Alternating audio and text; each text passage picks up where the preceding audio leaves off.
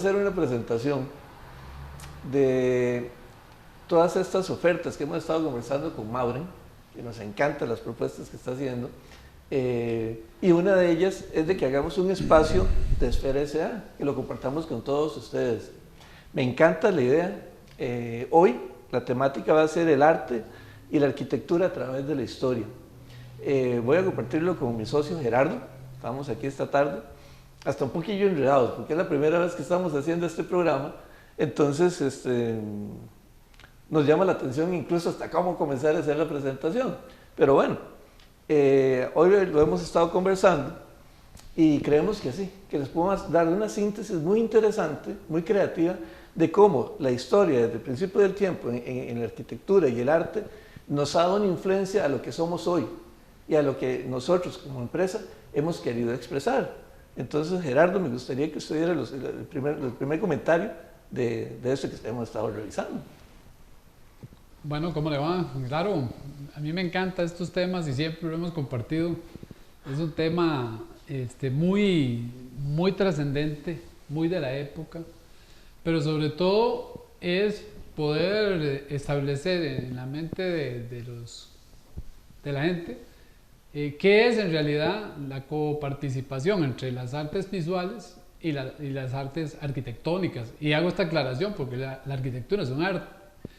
Y muchas veces lo vemos como un elemento como muy generil o una cosa así, y no como lo que realmente es. O sea, es un arte trascendental y bueno. Pero queríamos comenzar a hablar desde los mayas o desde los egipcios. ¿Cuál es el que usted prefiere comenzar a comentar? Me encanta y yo creo que vamos a aprender todos hoy. En este tema. Es una temática muy profunda, pero es una temática que podemos enriquecerla con mucho grafismo.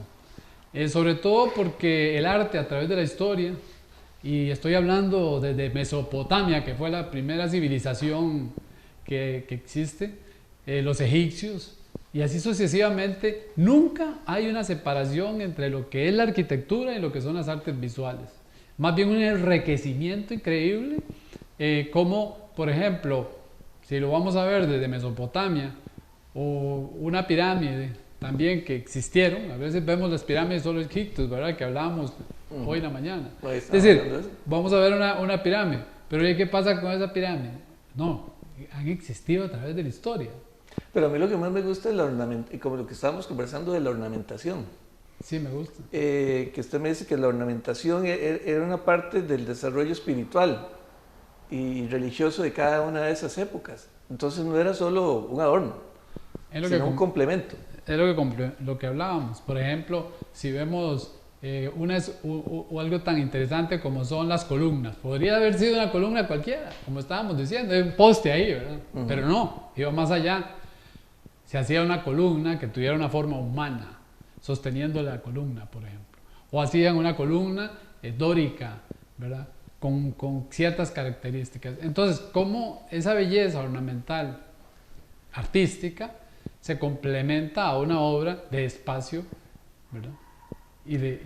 Pero también lo que hablábamos, que por ejemplo en los mayas, las texturas y lo que han ido descubriendo los murales, ¿cómo son los murales que usted me habló el otro día? Los murales de Bonampak. Sí, que se mezclan de una manera riquísima dentro del espacio. No es para adornarlo, hablaban de la historia. Sí, eso es interesante, Rodrigo, porque por ejemplo, si vemos los mayas, vemos los egipcios, vemos los mesopotamios con las mastabas y estas pirámides escalonadas, o vemos las pirámides incas, o vemos las pirámides ahora descubiertas recientemente chinas, ¿verdad? Y toda su ornamentación y todos los elementos. Entonces uno dice, si eran culturas que entre sí no se conocían, ¿cómo lograron eso tan hermoso? O sea, ¿cómo lograron no solamente un elemento ahí espacial, geométrico, simple, sino súper decorado, estructurado de una manera estética increíble, ¿verdad? Usando las flores, usando las cosas. Entonces, ¿qué es lo que yo te decía? ¿Cómo es posible que exista mucha frialdad hoy en día en algunos momentos en la arquitectura? Digamos, cómo toda esa riqueza, ¿verdad? Que nació con nosotros desde los principios de la civilización, deberían de existir. Ok, pero vea también lo que conversamos de del Islam, en la Alhambra en Granada. Este es un proyecto del siglo siglo XIII y siglo XIV. Usted estuvo ahí. Sí. ¿Qué se puede describir de esos espacios? De ese lago que refleja como un espejo. Algo interesantísimo ahí, porque que yo comentaba, y es bonito saberlo. Es decir, que, por ejemplo, en Granada, que gracias a Dios tuve la oportunidad de estar por ahí, yo me imaginé, ok, vamos a ver un edificio, un palacio de índole árabe, etcétera. Pero no, cuando llegué me encontré una obra de arte, ¿verdad? Es decir, desde el inicio hasta el final. Es más, solamente incluso los jardines. Sí, solamente los jardines, que era lo que uno iba accesando, muy bonito, muy interesante, porque uno iba entrando y digo yo, qué interesante, algo tiene este jardín. Entonces le pregunté a uno de los guías y le digo yo, mira, algo veo extraño en este jardín que no es lo convencional, además de que lo veo increíblemente ajustado a la obra arquitectónica. Y entonces me dice, ha tocado un punto muy interesante, me dice. Y yo, ajá, y dice, porque cuando los árabes contrataron a los españoles, bueno, que estaban en ese momento, dicen, mira, hagan un jardín. Y cuando hicieron jardín, le dijeron, ustedes no saben hacer jardines. Entonces dice, ¿cómo? No, el jardín para nosotros tiene que oler, tiene que sentirse en las manos, tiene que saborearse, tiene que verse. Es decir, todos los sentidos deben estar establecidos en ese jardín, deben estar ahí metidos. Y no solamente eso, sino que esté en armonía con el espacio circundante. Entonces, fue interesante porque cuando vi yo, mira, entonces te pasa la mano y era, por ejemplo, romero, violía, menta, de pronto flores silvestres, flores moradas, flores rojas, flores que complementaban con el gris, digamos, de las paredes. Entonces, toda una cuestión, y así sucesivamente, en los, digamos, si hacían una piscina, un lago, en ese lago se iba a reflejar gran parte de la Alhambra, y todo tenía un sentido. Y ojalá ahí no podía, por ejemplo, hacer viento. Entonces hicieron todo un diseño arquitectónico de tal manera que no había viento. Qué interesante, porque ellos crearon una poesía de los espacios, que es lo que hablamos que era la arquitectura, ¿verdad? Sí. Pero también, ok, y vamos un poquito más adelante. Dentro de todas estas cuestiones del ornamento y cómo la arquitectura se liga con el arte, el Art Nouveau, ya unos bastantes años más adelante, ahí por el siglo XIX, XVIII, qué rico que fue ese movimiento, que fue llevando estas texturas, estas formas, estas esculturas y esta integración espacial a una nueva fase. Estábamos hablando de este proyecto, bueno, Gaudí, con la Sagrada Familia, riquísimo. Sí, retomando la Alhambra y eso que usted me dice. Para entretener. O sea, me quedé ahí pensando, y fue puñal algo muy interesante ahí. Digamos, ok, está el jardín, pero digamos, ¿cómo ornamentaron aquella cuestión con digamos, lo que son los mosaicos, lo que eran los murales, los que eran los vitrales? O sea, una manera increíble de integración absoluta, arquitectura y arte, donde usted sentía el espíritu, o sea, sentía la esencia, sentía el amor, sentía la... Bueno, incluso algo interesantísimo, digamos, que había por ahí de un árbol, y era el árbol del amor, y había toda una historia ahí, y aquel árbol aún existía ahí, ¿verdad? Y yo digo, ¿qué es esta cosa tan bella? ¿verdad? Y en comparación con lo que sintió con la Sagrada Familia. Exactamente. Bueno, sí, yo creo que hay un paralelismo dentro de ese concepto, ¿no? O sea, ¿cómo logré, cuando vi la Sagrada Familia, bueno, retomando otra parte de la historia, que es el Renacimiento, con la Sagrada Familia de Miguel Ángel, que es el medallón de Miguel Ángel. Nosotros a veces vemos siempre todas esas pinturas ahí, digamos, los frescos, bellísimos, etc. Pero me impactó tanto, digamos, entrar y ver el medallón de Miguel Ángel, que era una obra de caballete, no una obra de mural. ¿Qué es eso, una obra de caballete? Que está hecha una obra de caballete es esto, ¿verdad? O sea, que se puede poner en un caballete, ¿verdad? Un mural está pintado en una pared. Es la diferencia. ¿Y qué tiene que ver esa obra con la arquitectura? Bueno, lo más interesante, porque al menos en bueno, a mí me entonó como artista y ver, digamos, la belleza de Miguel Ángel, porque el color que yo estaba viendo en el medallón no lo había visto en la Capilla Sixtina, que resultó que después era que simplemente la Capilla Sixtina estaba llena de hollín y por eso no se veían los colores. Posteriormente los japoneses lo arreglaron, etcétera, duraron varios Bueno, porque años. casualmente la Capilla Sixtina es otro super ejemplo de cómo un espacio, ¿cómo fue que en la película que decían, que hacía el Papa? Este aburrido espacio de una bodega antigua que se ve muy feo, decórelo un poquito. Exactamente. Se sintió muy Sí. ofendido Miguel Ángel. Sí, era como un establo. Entonces, vea qué interesante cómo nombraste a Art Nouveau antes, ¿verdad? Y que me gustó mucho. Creo que el Art Nouveau nace a raíz de todo esto que estamos hablando, ¿verdad? Pero es en la Capilla Sixtina y en esto donde también sentimos un espacio tan aburrido, ¿Perdón? un espacio aburrido arquitectónicamente cuando se inicia. Antes de pintarlo. Sí, antes de pintarlo. Ok, sí, no, o sea, porque horrible. ya me Entonces, leí encima. porque hay algo que nosotros nunca vemos, Rodrigo, que lo que está en la Capilla Sixtina no es solo, digamos, vemos ahí, ay, mire, ahí se ven estas ojivas, se ve aquello, se ve el otro, esta estructura que sostiene el mural, y resulta que todo eso es pintado. Todo es pintado. Entonces, lo que estamos viendo es lo que Miguel Ángel quería que se viera, ¿verdad? Pero es pintado, es ilusión, es un ilusionismo. Entonces, ahí veo mucho cómo, digamos, el arte pictórico, ¿verdad? Que es lo que yo ahora estoy defendiendo, defiendo a la otra parte. Miguel Ángel era arquitecto, era escultor. Bueno, sí. Era poeta era también. pintor, poeta. Logró mezclar esas cosas, integrarlas. Sí, Ese es el mejor ejemplo de eso que estamos exactamente. Buscando. Entonces, ¿qué es lo que yo quiero amarrar? Digamos que si lo vemos a través de la historia, que lo estamos viendo, digamos, una sinopsis bastante rápida, ¿qué es la riqueza y qué es lo interesante? Es la integración de la arquitectura como un espacio habitable o un espacio, digamos, decorativo, un espacio, por ejemplo, mortuario, una bóveda, o una gran pirámide solamente para meter un sarcófago, algo más, es decir, que no era, digamos, llegar y decir, bueno, voy a enterrar a este tipo por acá y lo vamos a meter aquí en este baúl. No, hay que hacer un sarcófago, por ejemplo, si retornamos a la historia. Y si vemos, por ejemplo, la máscara de Tutankamón. Sí, el sarcófago de Tutankamón, la máscara, ¿verdad? Mortuaria, es increíble. O sea, es un diseño exquisito. Exactamente. El sarcófago, yo digo, bueno, el sarcófago es para guardar algo, también es un espacio, ¿verdad? O sea, desde el punto de vista arquitectónico es un elemento, ¿verdad? Y toda la belleza que implicaba ahí, más toda la arquitectura para enterrar a este personaje, ¿verdad? Entonces, ¿cómo la arquitectura definitivamente no puede estar aislada definitivamente de la pintura, no puede estar aislada de la escultura, no puede estar aislada de la ornamentación, ¿verdad? Aunque no queremos un arte churriguresco, donde todo esto, digamos... Esa palabra está muy rarilla. ¿Qué significa churriguresco? Churriguresco en arte es algo que tiene muchas cosas, ¿verdad?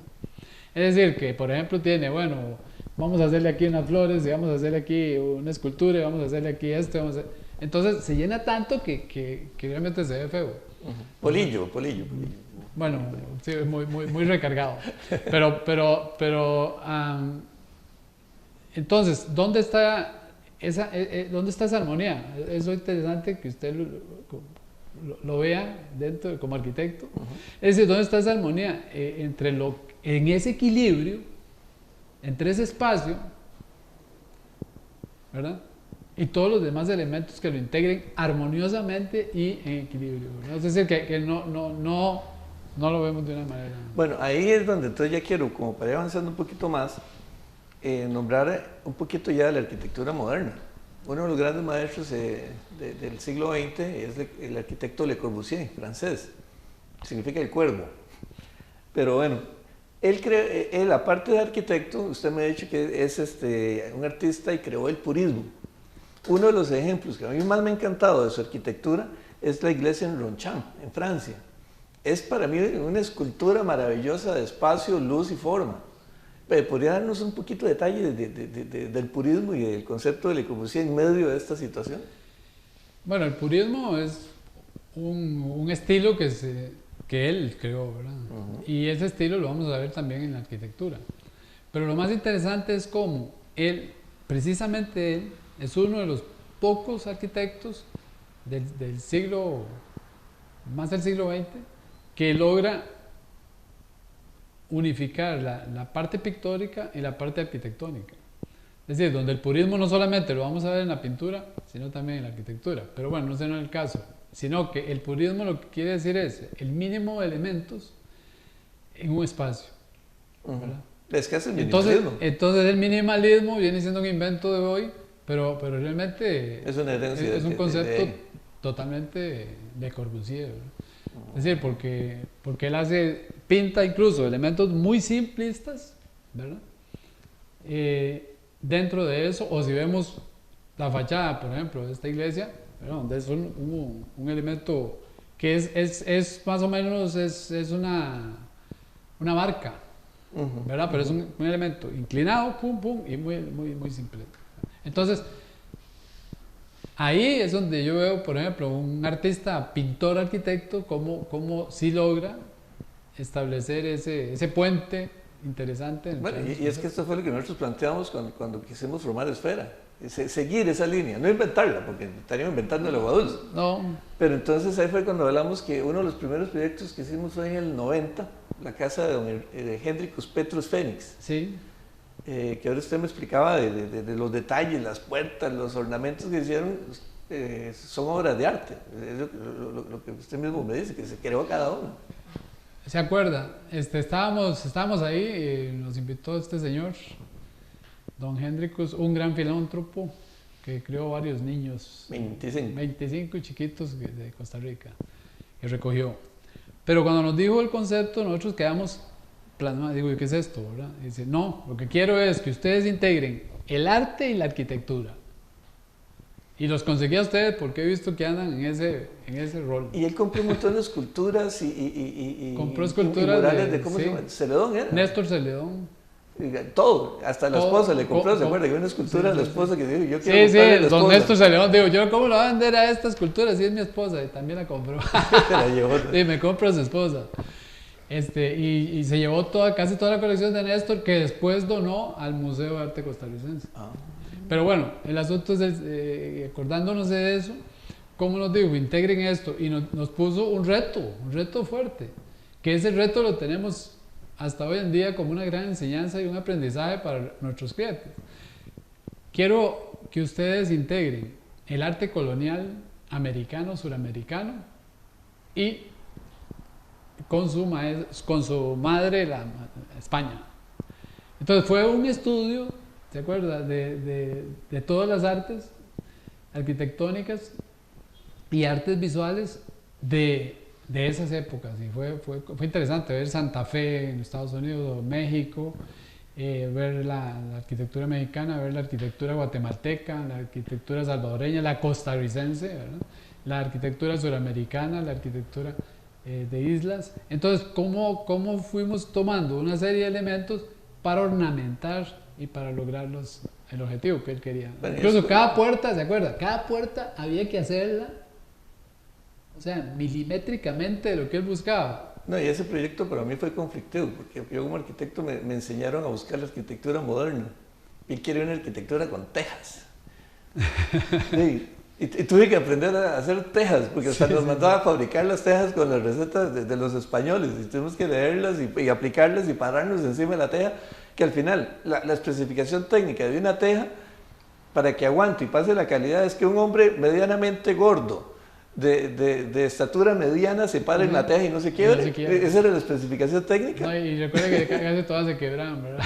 Y se quebraban las blancas. Todas las que había, tuvimos que pagarlas a hacer. En la pero fue un proyecto que aprendimos mucho.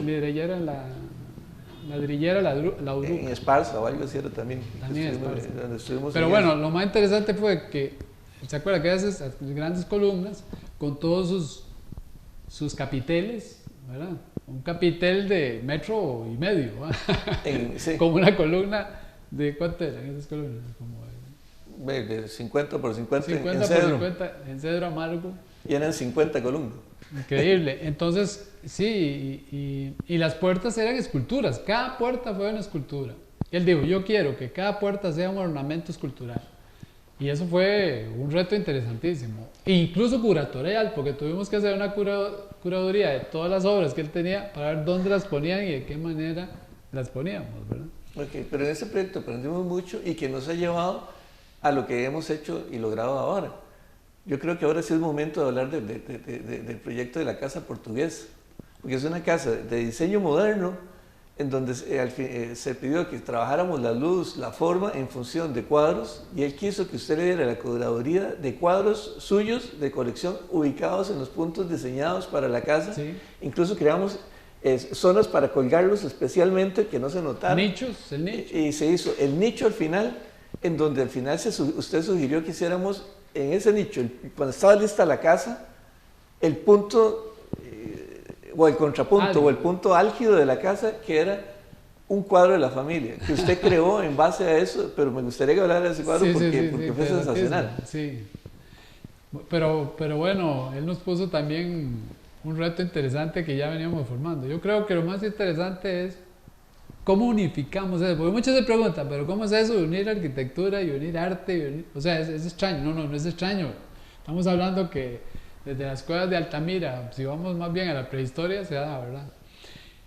Con él fue interesante porque él dice, bueno, yo quiero que las obras de arte hablen y se integren poéticamente a la arquitectura que ustedes están haciendo. Entonces fue donde tuvimos que unir mucho las dos partes para lograr el objetivo, ¿verdad? Es decir, y esa obra, cuando hicimos el famoso nicho, yo digo, bueno, tiene que ser un retrato. ¿Qué va a ser un retrato aquí? No va con el estilo, queremos algo muy. Entonces, se me ocurrió un árbol. Y es una especie de genealogía, ¿verdad? Y el árbol, en todas sus ramas, forma cada uno de los retratos de la familia, que eran los dos hijos, la hija y el hijo, y ellos dos, los esposos. Entonces, cuando se los enseñé por primera vez, bueno, pues esto es un árbol. Y cuando se quedaron viendo, dice, pero somos nosotros. Digo yo, sí, fue muy bonito la expresión de ellos, ¿verdad? Y dice, pero increíble, ahí es donde va a recibir a nuestra gente, y ha sido para él algo que de muchísima, no sé, quedó sumamente feliz, ¿verdad? Pero lo más interesante era cómo las obras de arte se integraban definitivamente a la estructura, ¿verdad? Tanto la escalera, el vestíbulo. Es decir, era una curaduría, aquí podemos hablar de curaduría. ¿Pero qué es curaduría? Eso suena, usted es doctor, usted está curando. Bueno, sí, curaduría es parte importante, digamos, de... Está la parte de museografía, que bueno, voy a coger ahí, voy a un museo a poner las cosas. Y la curaduría es, yo cojo un cuadro y digo, bueno, este cuadro tiene tales y tales colores, este otro cuadro tiene tales y tales colores, este otro. Entonces voy a poner este cuadro a la par de esto porque armoniza con los colores, o armoniza con el color de la casa, o armoniza con esto. No es decoración, es diferente, ¿verdad? La curaduría también puede dar el valor de una obra antigua, de una obra histórica, o puede también servir, como en este caso, poder integrar la poesía del color, la poesía de la forma y la poesía de la estructura y del espacio dentro de un elemento habitable. Es decir, que no solamente ellos se sientan que están viviendo en un museo, obviamente, ¿verdad? No que se sintieran ahí que están en una cosa... Que es la casa de ellos. Que es la casa de ellos. Esa es nuestra famosa teoría. Es decir, que... Ok, bueno, y yo creo que ya para ir terminando, sería bueno que demos un mensajito final, porque para ver cómo podemos revisar esto. Yo lo que invito a la gente es que estamos compartiendo esta idea, ¿verdad? De lo que nos gusta hacer, y todavía nos encantaría que vieran el futuro, lo que hemos creado en base a estas funciones que tenemos podido construir. Gerardo, ¿algún mensajito? Claro, yo creo que el mejor mensaje es que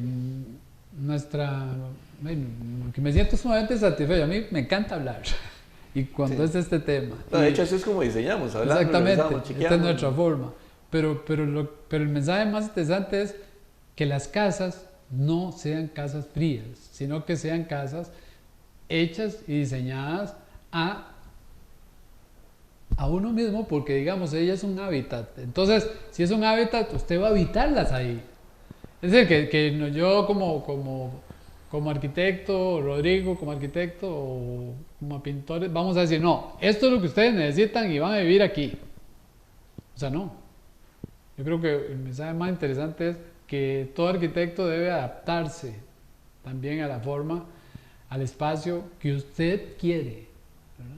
Que el cliente quiere. El cliente quiere, exactamente. Es decir, que me parece a mí, ¿verdad? Porque, digamos, a mí no me gustaría por lo menos vivir en una casa que usted me diga, tiene que ser así, así, así, porque me siento... Que no se le imponga. En cambio, si me dice, tiene que ser así, ¿por qué? Porque ya lo estudia usted. ¿Qué es lo que hacemos nosotros? O sea, estudiar al cliente, estar con el cliente, tomar café con el cliente, revisar o escuchar todo lo que él dice. Y a veces nos han salido espacios y elementos increíbles por el niño, que fue el que opinó. Sí, increíble, los niños son increíbles, ¿verdad? Decía Picasso que a él le costó 5 años pintar como Rembrandt, pero toda su vida pintar como un niño, ¿verdad? Entonces, excelente. Es interesante cómo, por ejemplo, todos, si participan, desde el niño hasta el abuelito, podemos lograr un espacio habitable con todos los elementos.